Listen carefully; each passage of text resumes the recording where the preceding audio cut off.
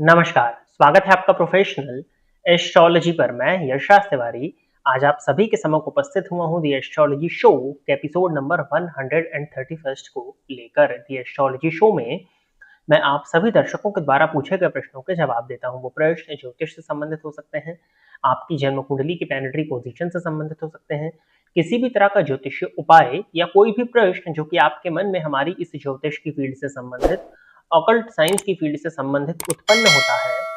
उन प्रश्नों के जवाब आप मुझसे इस कार्यक्रम के माध्यम से पा सकते हैं। क्या करना होगा आपको अपने प्रश्नों को पूछने के लिए? इसी वीडियो के कमेंट सेक्शन में जाकर के आप अपने नाम के साथ में अपने एक स्पेसिफिक प्रश्न को दे दीजिए। फिर जैसे ही दी एस्ट्रोलॉजी शो के अन्य एपिसोड्स आते हैं, उन एपिसोड्स में मैं आप सभी दर्शकों के द्वारा पूछे गए प्रश्नों के जवाब को लेकर के उपस्थित हो जाऊंगा। यदि आप इस कार्यक्रम को देखते हैं और इस कार्यक्रम के माध्यम से आपका कुछ भी लाभ होता है, तो आप इस वीडियो को ज्यादा से ज्यादा लोगों के साथ में शेयर करें ताकि और भी लोगों का लाभ हो और उसका माध्यम आप सभी दर्शक बने। यदि आप जानना चाहते हैं कि आपका ये मंथ कैसा होने वाला है, आपका ये वर्ष कैसा होने वाला है, तो हमारे इस चैनल पर प्रत्येक लग्न एवं प्रत्येक राशि के जातकों के लिए उनके पूरे मंथ का और उनके पूरे वर्ष का हाल तैयार करके ऑलरेडी अपलोड किया जा चुका है। तो इस वीडियो के डिस्क्रिप्शन बॉक्स में आपको शुरुआत में ही 2 प्लेलिस्ट का लिंक देखने में मिलेगा। उन दोनों ही प्लेलिस्ट के लिंक पर क्लिक करते ही आप अपने लग्न एवं अपने राशि के अनुसार अपने पूरे जीवन का हाल जान सकते हैं। साथ ही साथ क्या उपाय आपको करना चाहिए, जिन उपायों को करके आप अपने से जीवन को और बेहतरीन बना सकें, इस विषय में भी चर्चा उन वीडियोस के अंत में की जा चुकी है। तो अवश्य ही इस कार्यक्रम को देखने के बाद में उस लिंक को चेक कर लीजिएगा। अब हम बिना विलंब किए अपने आज के इस कार्यक्रम की शुरुआत करते हैं। और आज के इस कार्यक्रम का जो पहला प्रश्न है, यह है ऋतिक कुमार राय जी। इन्होंने लिखा है कि क्या जन्माष्टमी के दिन गुरु मंत्र को निशित काल में जाप करके उसे सिद्ध किया जाए तो क्या यह मंत्र अपना श्रेष्ठ प्रभाव जातक को देगा, और कितना माला मिनिमम करना चाहिए, 11 या 21? देखिए, ये जो प्रश्न आपने किया हुआ है, सबसे पहले तो यदि आप निशित काल में गुरु मंत्र का जाप करना चाहते हैं तो आप बिल्कुल कर सकते हैं। इसमें कहीं कोई परेशानी नहीं है, आप बिल्कुल जाप कर सकते हो। और बिल्कुल, वो जातक को अपना श्रेष्ठ प्रभाव ही देगा। जैसा आपने लिखा है, निशित काल एक समय होता है जन्माष्टमी में, रात में ये समय आपको देखने में मिलता है कृष्ण जी के जन्म के समय पर।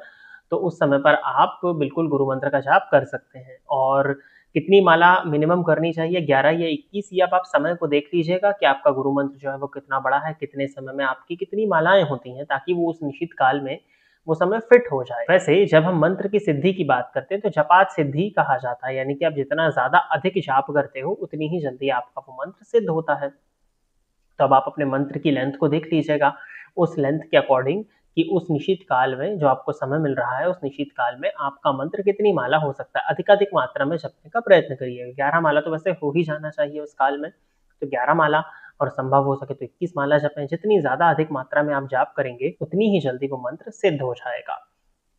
तो ये तो आपने गुरु मंत्र के विषय में पूछा। अब नॉर्मली जो लोग जन्माष्टमी की रात में साधना करना चाहते हैं, या जब भगवान कृष्ण का जन्म होता है, इस पर मैंने एक वीडियो भी बनाया था। लगभग मुझे लग रहा है वो 2022 की जन्माष्टमी का वीडियो रहा होगा, या तो वो 2021 की जन्माष्टमी का होगा। तो आप जाकर के एक बार चेक कर लीजिएगा। इसी चैनल पर आप जन्माष्टमी के आगे इस चैनल का नाम लिखेंगे तो आपको मिल जाना चाहिए वो वीडियो। तो मेनली जब भगवान कृष्ण का जन्म होता है, तो कृष्ण जी के जन्म के समय, क्योंकि भगवान कृष्ण विष्णु के अवतार हैं, तो जब कृष्ण का जन्म होता है तो लक्ष्मी बहुत ज्यादा प्रसन्न खुश होती हैं उस समय पर। और आप उस निशीत काल में जब माँ लक्ष्मी की आराधना करते हो, लक्ष्मी जी के मंत्रों का जाप करते हो, कौन से मंत्रों का जाप करना है वो मैंने उस वीडियो में बताया हुआ है। तो आप लक्ष्मी जी के मंत्रों का जाप करते हो, लक्ष्मी चालीसा या स्पेशली श्री सूक्त या कनकधारा स्तोत्र का आप पाठ करते हो उस समय पर, तो ये करना कहीं ज्यादा फेवरेबल होता है आपके धन आगमन के लिए। तो यदि आप धन आगमन की चाहत रखते हैं तो जन्माष्टमी की रात्रि निशीत काल में आपको माँ लक्ष्मी की आराधना करनी चाहिए। आप चाहें तो हवन भी कर सकते हैं। हवन करने से भी लक्ष्मी माँ बहुत जल्दी प्रसन्न होती हैं, तो आप उस रात में हवन भी कर सकते हैं। तो अपनी परिस्थितियों के हिसाब से यदि आप गुरु मंत्र जपना चाहें तो गुरु मंत्र, यदि आप माँ लक्ष्मी की आराधना करेंगे तो वो कहीं ज्यादा फेवरेबल होता है लक्ष्मी कृपा प्राप्ति के लिए। आगे बढ़ जाते हैं। अगला प्रश्न जो है यह है ममता देवी जी। इन्होंने लिखा है कि आने वाले चंद्र ग्रहण के बारे में बताइए। क्या ग्रहण काल में किया गया मंत्र जाप श्रेष्ठ फल देता है, और क्या ग्रहण काल में हनुमान चालीसा पढ़ा जा सकता है?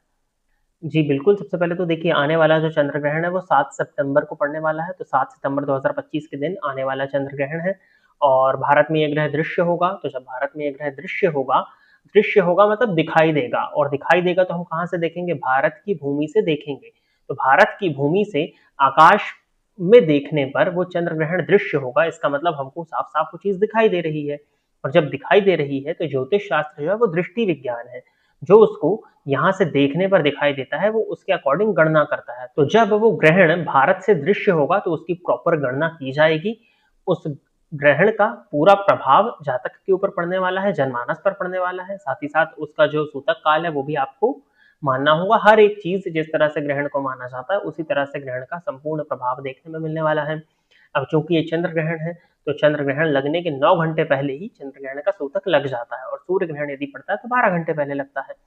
तो लगभग मैंने अभी टाइमिंग्स नहीं चेक करी है, टाइमिंग्स मुझे चेक करनी पड़ेगी पंचांग पे जाकर के, लेकिन लगभग जितना मेरे को याद है कि 9 बजे के समथिंग लगना है ग्रहण, ऐसा कुछ है, रात के 9 बजे लगना है। तो अगर 9 बजे लगना है तो उससे 9 घंटे पहले से उसका सूतक प्रारंभ होगा। तो जब सूतक लगेगा तो उसके पहले ही आपको पूजन पाठ इत्यादि कर लेनी चाहिए। अपने घर में यदि आपने पूजन स्थल बनाया हुआ है तो पट बंद कर देने चाहिए। जो भी चीज़ें हैं जो कि आपको ग्रहण के बाद भी इस्तेमाल करनी है, उसमें तुलसी पत्र डाल देना चाहिए, लाइक अचार वगैरह होता है, घर में घी होता है। बाकी सूतक काल के समय पर रखे हुए भोजन को ग्रहण के बाद में नहीं करना चाहिए, तो इससे बचना चाहिए। अब बाल, वृद्ध और रोगियों के लिए नियम नहीं लागू होते हैं, परंतु लेकिन फिर भी जितना संभव हो उतना इस रूल को फॉलो करने का ही प्रयत्न करना चाहिए, ताकि आने वाले समय में स्वास्थ्य अच्छा रहे। और जब ग्रहण का काल होगा तो बिल्कुल किया गया मंत्र, ग्रहण के काल में जब आप मंत्र का जाप करते हैं तो वो मंत्र बहुत ही जल्द सिद्ध हो जाता है, बहुत ही शीघ्र वो मंत्र सिद्ध हो जाता है। वैसे तो ग्रहण के काल में गायत्री मंत्र का जाप करने की बात कही जाती है कि आप गायत्री मंत्र का जाप अधिकाधिक मात्रा में ग्रहण के काल में कर सकते हैं। परंतु आपने पूछा है कि ग्रहण काल में हनुमान चालीसा पढ़ा जा सकता है, तो बिल्कुल आप ग्रहण काल में हनुमान चालीसा पढ़ सकते हैं।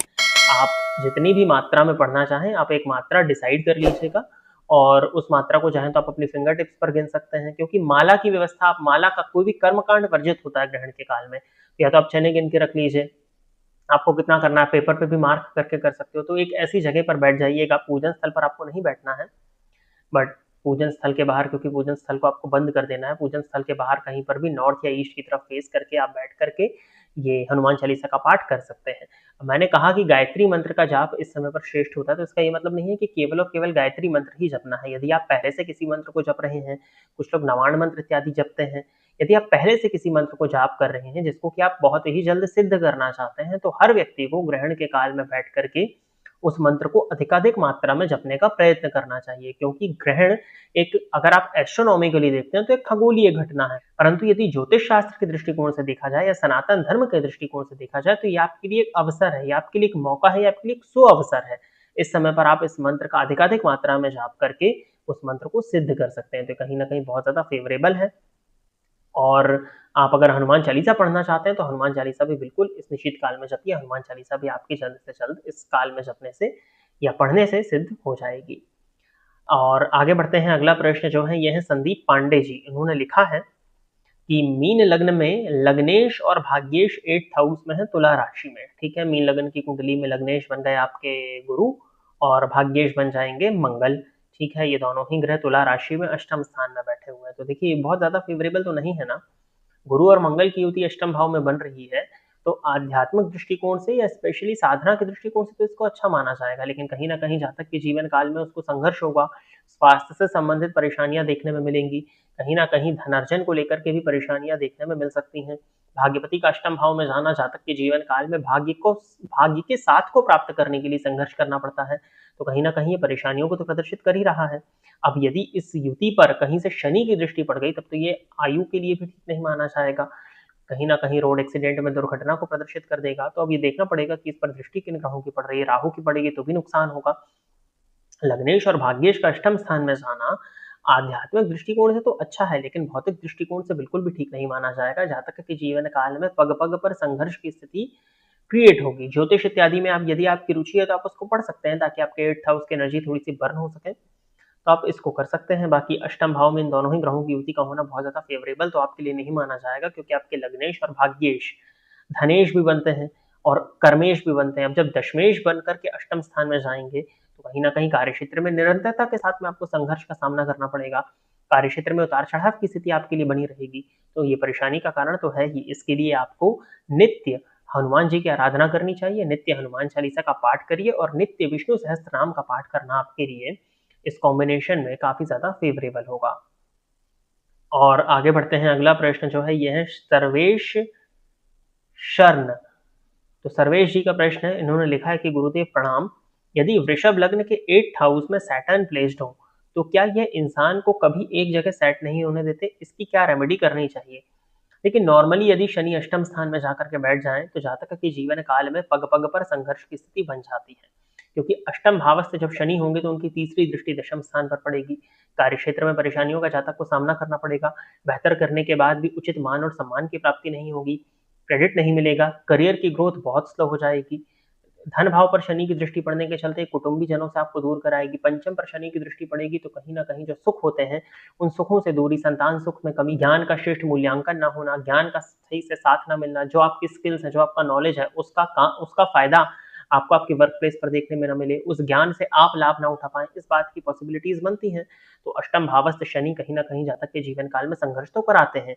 अब वृषभ लग्न की कुंडली की यदि हम बात करते हैं तो वृषभ लग्न में भाग्येश और कर्मेश होकर के अष्टम स्थान में बैठे हुए हैं, तो कहीं ना कहीं जातक के कार्य क्षेत्र में भी उतार चढ़ाव की स्थिति बनेगी और उसको उसके भाग्य का साथ नहीं मिलेगा। तो आपके लिए भी मैं वही उपाय कहूंगा कि आप भी हनुमान चालीसा का अधिक मात्रा में नित्य पाठ करिए, हनुमान जी की आराधना करिए, मंगलवार और शनिवार के दिन हनुमान जी के मंदिर में जाकर के दर्शन करिए, हनुमान जी की 3 परिक्रमा करिए और गुरुवार से प्रारंभ करके नित्य विष्णु सहस्त्रनाम का पाठ करना आपके लिए इस प्लैनेटरी पोजीशन के लिए काफी ज्यादा फेवरेबल होगा। तो प्रिय दर्शकों, इतने ही प्रश्नों को दी एस्ट्रोलॉजी शो के एपिसोड नंबर 131 के लिए सिलेक्ट किया गया था और इतने ही प्रश्नों के जवाब को लेकर के आज मैं आप सभी के सम्मुख उपस्थित हुआ था। आशा करता हूं कि जितने भी लोगों के प्रश्नों के जवाब मैंने इस कार्यक्रम के माध्यम से दिए वो सभी लोग संतुष्ट होंगे। यदि आप इस कार्यक्रम को देखते हैं और इस कार्यक्रम के माध्यम से आपका कुछ भी लाभ होता है तो आप इस वीडियो को लाइक करें, साथ ही साथ इस चैनल को सब्सक्राइब करें ताकि इन फ्यूचर जो भी कंटेंट मेरे द्वारा इस चैनल पर अपलोड किया जाता है उसका नोटिफिकेशन आपको मिलता रहे। यदि इस कार्यक्रम के माध्यम से आपका कुछ भी लाभ होता है तो आप इस वीडियो को ज्यादा से ज्यादा लोगों के साथ में शेयर करें ताकि और भी लोगों का लाभ और उसका माध्यम आप सभी दर्शक बने। यदि आप भी अपने प्रश्न को इस कार्यक्रम में सम्मिलित कराना चाहते हैं तो आप अपने नाम के साथ में अपने स्पेसिफिक प्रश्न को इसी वीडियो के कमेंट सेक्शन में दे दीजिए। आज के इस कार्यक्रम में बस इतना ही रखते हैं। नमस्कार।